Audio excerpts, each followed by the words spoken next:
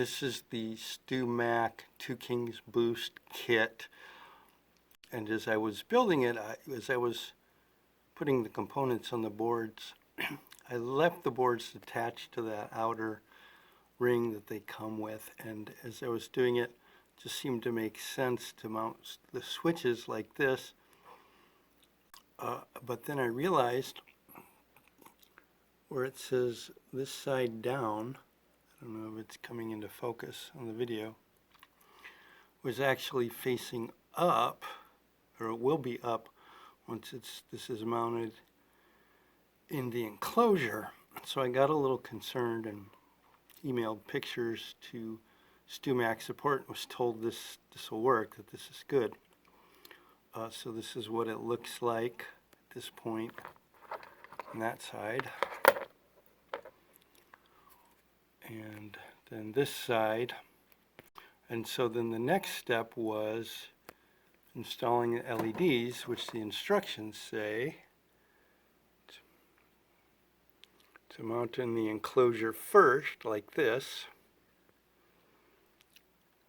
Kind of hard to see that they're there, but they're in there with the plastic inserts that hold them into place. And then the instructions call for this very tricky situation where you set this in there and you're supposed to line up the all the potholes and the switch holes, and then somehow finagle the leads from the LEDs to come in through. There's, can I get this to go in focus? Just each, there's 2 leads for each LED. There's 2 holes on the board for each LED. So somehow you're supposed to get these 4 little wires that move around to magically come through these 4 little holes and line up all these pots and switches at the same time. So I'm going to see if I can show what it looks like under there where the LED leads are. It's not really coming through the video, but they're under here, and if you try and move the board around to line them up to the leads just wiggle around, they move. It seems like an impossible puzzle. So I asked StewMac support if they had any tips, and the answer I got was actually to not have the LEDs installed, sort of estimate a good lead length and then install them to the board and then try and work them into the mounting holes. So I'm going to try and remove these and see what happens if I take that approach. Alright, trying the LEDs from the other side. I have them. Can I get the shot here? Yes, you have them set on the board there, and then just taped a little bit so they don't drop through till I'm ready for them to. There's tape on that one. Should tape on that one. Okay, this is off to a good start. I just dropped everything in, and the red LED over on that side slipped right into place. This other one, though, I'll have to guide it in. Let's see how that goes. Second try went right in. Let's see if I can get that in focus.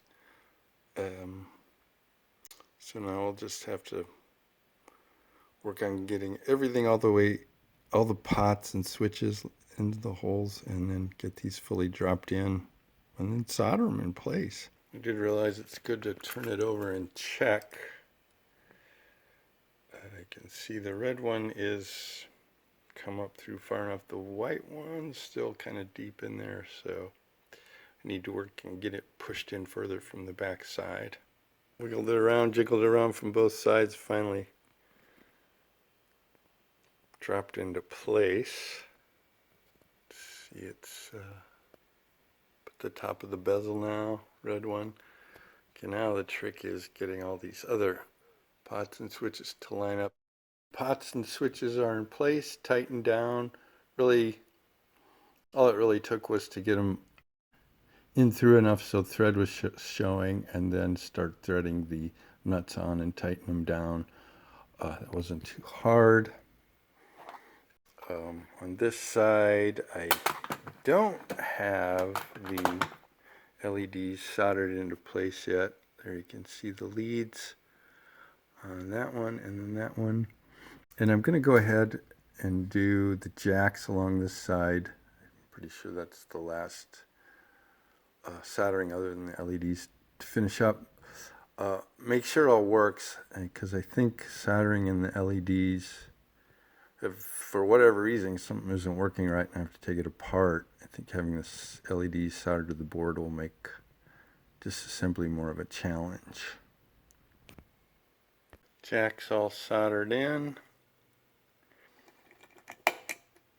LEDs coming on when they're not even soldered. Now that one's a bit loose on the other side. I had a little bit of a scare because when at first the white LED was working but the red LED wasn't, and I kept pushing the leads to try and make sure they were having contact even though they weren't soldered, and then I was looking at it and I realized I had missed soldering that one lug of the switch to the board. So once I did that, all seems to be working fine.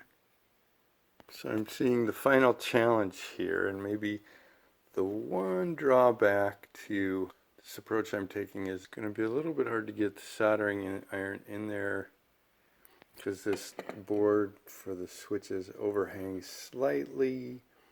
You can see it there. So it'll be a little bit hard for me to get the soldering iron in there to solder those leads to the contacts on the board.